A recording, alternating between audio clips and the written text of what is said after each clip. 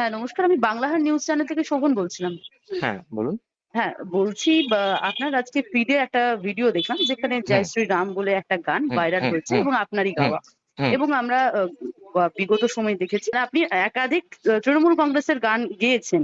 হুম, তারা সেক্ষেত্রে আমাকে বিয়ে করিয়েছে। হ্যাঁ, এবং হুম, বিভিন্ন শো করেছেন আমরা দেখেছি সেক্ষেত্রে।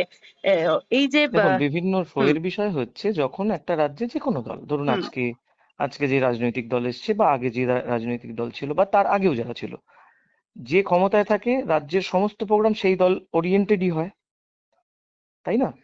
সো সেখানে সেই মানে সেই রাজনৈতিক দলের মঞ্চ বলাটা কি ঠিক হবে আমি জানি না, যদিও আমার না আমার এটা নিয়ে জ্ঞান খুব কিন্তু সীমিত। একাধিক আপনার কমেন্ট বক্সেই দেখা দেখুন যাচ্ছে আপনাকে কমেন্ট বিভিন্ন বক্স রকম দেখে, মন্তব্য দেখুন দেখুন করছে।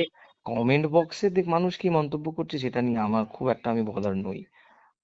কিন্তু আপনার গান তো অনেকে পছন্দ করে। সেক্ষেত্রে কমেন্ট বক্স হ্যাঁ, তো সেটা মানুষের দেখুন আমি মানুষের বলি, আমি আপনাকে যে বলি, রায় বা মানুষের আমি আপনাকে কথা। একটা কথা হুম, বলি, হুম, যে মানুষ দু তিনটে জিনিসে কথা বলছে। সেটা হচ্ছে আমি তৃণমূলের গান গেয়েছি, হুম।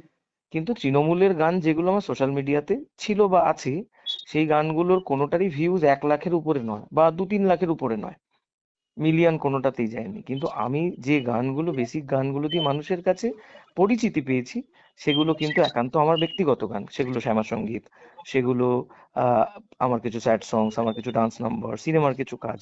সো আমার মনে হয় একটা শিল্পীকে রাজনৈতিকভাবে জাজ করার কোনো বিষয় হয় বলে মনে হয় না, কারণ আমি তৃণমূলের কোনো এমএলএ ছিলাম না, কোনো এমপি ছিলাম না, কোনো কাউন্সিলর ছিলাম না, কোনো সভাপতি ছিলাম না। আমি অফিসিয়ালি কোনোদিন তৃণমূল জয়েনই করিনি। কিন্তু এই যে 'জয় শ্রীরাম' গান, এই গানটা হুম। এখন আপনি প্রকাশ করলেন। এর আগে তো কখনো দেখা যায়নি। রেজাল্টের পর আপনি প্রকাশ করলেন। হ্যাঁ, এটা এটা অনেকেরই বক্তব্য মনে হয়েছে।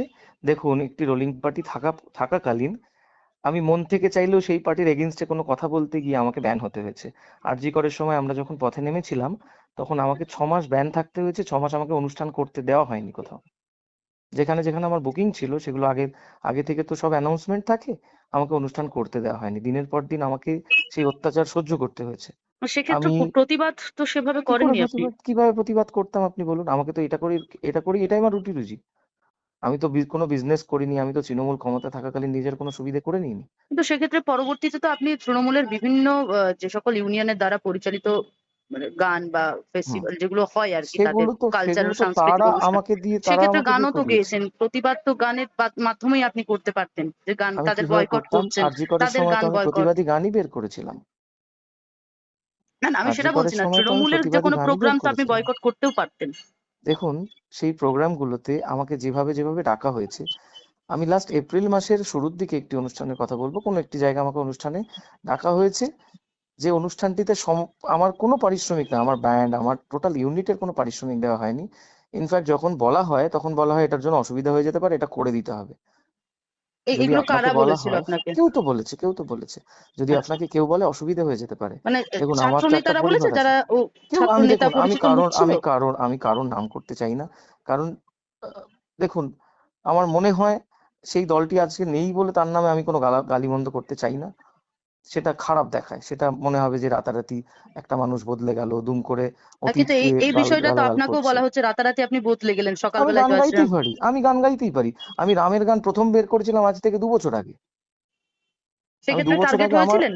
অবশ্যই হয়েছিল, আমার ইউটিউব চ্যানেলে আপনি খুলে দেখুন, রামের গান আজ থেকে 2 বছর আগে রামনবমীতে গান বের করেছিলাম বলে আমাকে তুমুল আক্রোশের মানে ক্ষোভের মুখে পড়তে হয়েছে। আমি ত্রিপুরা গভর্নমেন্টের প্রজেক্ট করেছিলাম, ত্রিপুরা সুন্দরী মা মন্দিরের গান। সেখানে ত্রিপুরার সিএম যিনি, সেখানে বিজেপি গভর্নমেন্ট, সিএম এর সঙ্গে সিএম সেই গান রিলিজ করেছে, একই মঞ্চে থেকেছি বলে আমার উপর আক্রোশ এসছে। সো সেখানে আমার মনে হয় যে এখানে মন্তব্য না করাই ভালো। আমি আচ্ছা, এই যে কারোর পাল্টিবাজ বিরুদ্ধে বলছে হচ্ছে অনেকে আপনাকে, আপনি এই বলুক না, বিষয়ে কি দেখুন বলবেন? তার কিছু বলার নেই। দেখুন মানুষ, আমি আপনাকে একটা পরিষ্কার কথা বলি, হুম, ধরুন কিছু মানুষ বলছে আজকে পাল্টিবাজ, তো আগে আগে সিপিএম ছিল, তারপর তৃণমূল এসছে, তারপরে বিজেপি এসছে, তো মানুষই তো পাল্টিয়ে সরকারগুলোকে নিয়ে এসেছে, তাই নয় কি? তো মানুষই তো বদলেছে, যদি মানুষ পাল্টে যেতে পারে তাহলে তাহলে একটা শিল্পী বদলালে দোষ?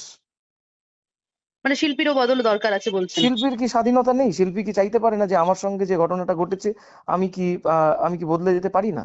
কালকে সরকার পরিবর্তন হওয়ার ইঙ্গিত পাওয়ার পরেই কি এই সিদ্ধান্ত নিলেন যে গানটা না, রিলিজ না, করবেন? না, আমি আমি অলরেডি যে পার্টি এখন এসেছেন তাদের অনেক অনেক ক্যান্ডিডেটের এবার প্রচারের কাজ করেছি আমি ব্যাক এন্ডে। আমার সঙ্গে অনেকের সুসম্পর্ক। দেখুন, আমি তো শিল্পী, আমি তো কোনো রাজনৈতিক ব্যক্তিত্ব নই। আমি আগেই বললাম, কোনো একটি রাজনৈতিক দল আমাকে দিয়ে তাদের কাজ করিয়েছে মানে আমি বিজেপির সেই তো অনেক রাজনৈতিক, অ্যানথেম বা অনেক গান তো বেরিয়েছে আমরা দেখেছি, সেক্ষেত্রে আপনার কোনো ডাক আমার কাছে পড়েছিল? যে আমার না, আমার কাছে অ্যানথেম গাওয়ানোর জন্য আসেনি।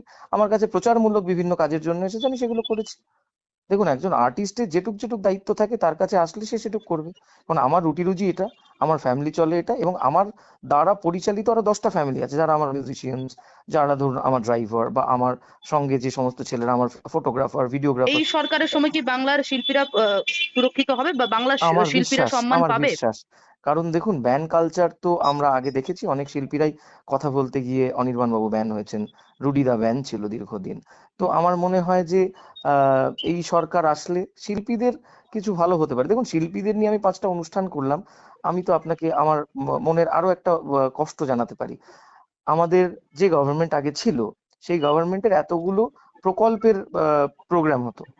ধরুন, সঙ্গীত মেলা, এত বছরে কোনোদিন আমাকে সঙ্গীত মেলায় গান গাওয়ার জন্য ডাকা হয়নি। তাদের পুজোর কার্নিভাল, কোনোদিন ইনভিটেশন পাইনি কিন্তু আপনি সেখানের একাধিক জন্য। গান গেয়েছিলেন তৃণমূলের হয়ে। হ্যাঁ, তো সেই গানগুলো তো আমাকে দিয়ে গাওয়ানো হয়েছে। আচ্ছা। সেই গানগুলো তো আমাকে দিয়ে গাওয়ানো হয়েছে, যেহেতু আমার ভিউজ আছে, আমাকে গাওয়ানো হয়েছে। সো আমি, দেখুন, আমি এখানে কাউকেই কাদা ছুটতে চাই না। যারা ছিলেন তারা তাদের মতো করে ছিলেন। মানুষ পছন্দ করেননি, মানুষ বিদায় জানিয়েছেন। নতুন যারা এসছেন, বিশ্বাস রাখি তারা আমাদের হিন্দুদের হয়ে কথা বলছে। বিশ্বাস করি, যেহেতু আমি মায়ের গান গাই, আমি আমি নিজে একজন হিন্দুবাদী মানুষ। আমার বিশ্বাস যে হিন্দুত্বের জয় হবে। অবশ্যই আমরা অন্য ধর্মের মানুষকে কোনোভাবেই অসম্মান না করে বলছি। সবাই মিলে সর্বধর্ম সমন্বয়ে এ দেশে আমরা বাস করবো, এই রাজ্যে আমরা বাস করব। এটাই আমাদের বিশ্বাস। মানুষ শান্তিতে বাইরে বেরোতে পারবে, রাতের অন্ধকারে আহ মেয়েরা সুরক্ষিতভাবে বাইরে বেরোতে পারবে, এটাই। আর থ্যাংক কি ইউ। চাই? এর বাইরে তো আর কিছু চাওয়ার নেই। আচ্ছা, বেশ, থ্যাংক ইউ, এতক্ষণ মোস্ট সময় ওয়েলকাম, দেওয়ার জন্য। Most welcome. বাংলা হান্টের আরও খবর দেখতে নজর রাখুন। বাংলা খবর মানেই বাংলা হান্ট।